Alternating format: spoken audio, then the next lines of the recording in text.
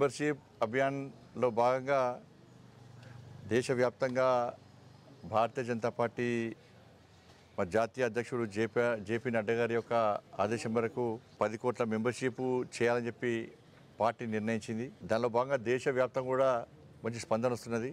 ప్రతి ఒక్క నాయకుడు కూడా బాధ్యతాయుతంగా మెంబర్షిప్ను ముందు తీసుకుపోయే ప్రయత్నం చేస్తూ ఉన్నారు. నేను కూడా నిన్ననే 3 రోజుల పాటు కేరళ స్టేట్లో ఉన్నటువంటి 7 జిల్లాలు నాకు బాధ్యత అప్పచెప్పడం, నేను పోయి కూడా అన్ని మీటింగ్స్ పెట్టి రావడం జరిగింది. తెలంగాణ రాష్ట్రంలో కూడా కిషన్ రెడ్డి గారి నేతృత్వంలో మెంబర్షిప్ అభియాన్ చాలా బ్రహ్మాండంగా సాగుతున్నది. కార్యకర్తల నాయకులు కూడా కష్టపడి పనిచేస్తూ ఉన్నారు. ఇంకా ఎక్కడైతే కొంచెం ఇంకా తక్కువ మెంబర్షిప్ అవుతుందో అక్కడ నాయకులు కార్యకర్తలు అందరూ కూడా మెంబర్షిప్ను పెంచే ప్రయత్నం చేయాలి. ప్రజలందరూ మెంబర్షిప్ చేయడానికి సిద్ధంగా ఉన్నారు. మనం పోయి కలవడమే పని. ఎందుకంటే బీఆర్ఎస్ మీద కాంగ్రెస్ మీద ప్రజల్లో కూడా పూర్తి వ్యతిరేకత ఉంది.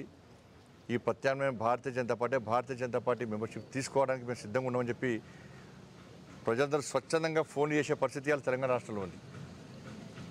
కానీ దానిలో భాగంగానే కరీంనగర్ పార్లమెంట్ నియోజకవర్గంలో ఈరోజు ప్రత్యేకంగా దేశవ్యాప్తంగా 25th రోజు మార్నింగ్ 7 నుంచి ఈవినింగ్ వరకు మెంబర్షిప్ చేయాలి. ప్రతి కార్యకర్త మెంబర్షిప్ చేయించాలి.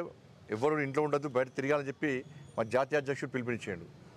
కరీంనగర్ పార్లమెంట్లో 2 రోజులు తీసుకుంటున్నాం.